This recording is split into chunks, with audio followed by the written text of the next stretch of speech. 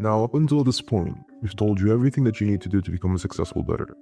But now, we're going to do things a little differently in this module. We're going to tell you everything that you shouldn't do, which is just as important, if not more. Starting off with cardinal sin number 1, paying for fake gurus and touts. So, me personally, I have nothing against fake picks. I think they're just a way of tipping someone you support. But there are real scammers out there and shitty guys who don't even make the picks themselves. They're just out there to rob you and not care if the picks lose or not. These scammers are usually the same ones who DM you on Reddit or Discord or just come out of nowhere.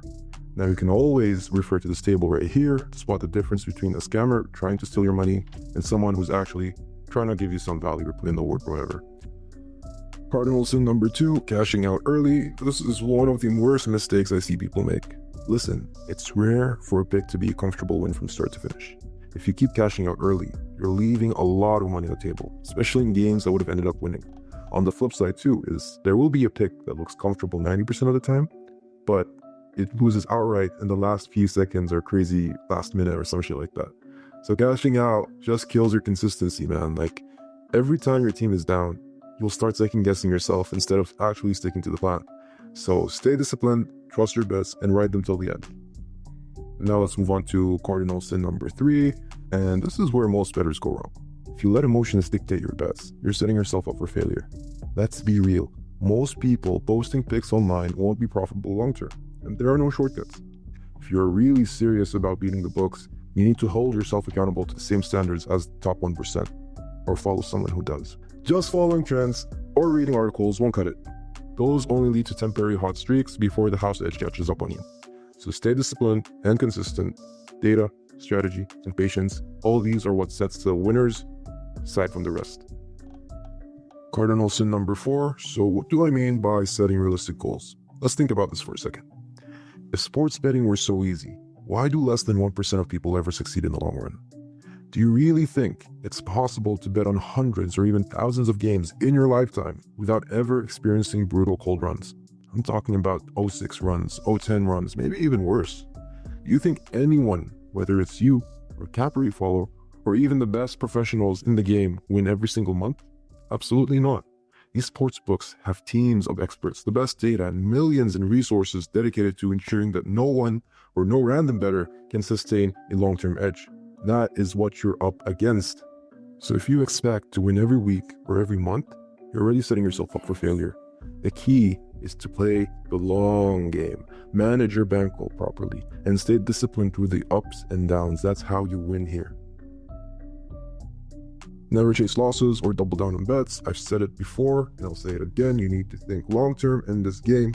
Chasing losses might feel like a quick fix, but all it does is set you up to lose more money in the future. Maybe if you're lucky, it'll work for one or a few nights, but it'll only be a matter of time for this to backfire.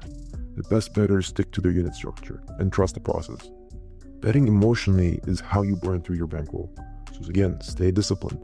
Chasing losses is how people go broke. Live bets. Live bets are often impulsive. It's like chasing losses. Only bet live if it's part of your pre-game plan to get a better number. For example, if you're eyeing the Chiefs at -7.5, but you don't really like that extra half point, you want to get at -7, and then you see mid-game Chiefs live is -2.5. Okay, you can take that. But always stick to the strategy. Never be impulsive, and most importantly, never fall for those "there's no way" moments. I'm talking about those times when you see a really good team being down 20 points or something to a really bad team, and you tell yourself, no way they lose. The comeback here is guaranteed. No, it's not. Yes, the team can lose. Good teams always, not always, but a lot of times lose to really bad teams. That's just part of sports, man. It's really random as hell, and you'll get to see this once you start placing your own bets. Cardinal sin number 7, parlays and lotos. They're fun, but they will cost you a lot in the long run. So if you do really want to do them, just sprinkle every now and then, and that'll be fine.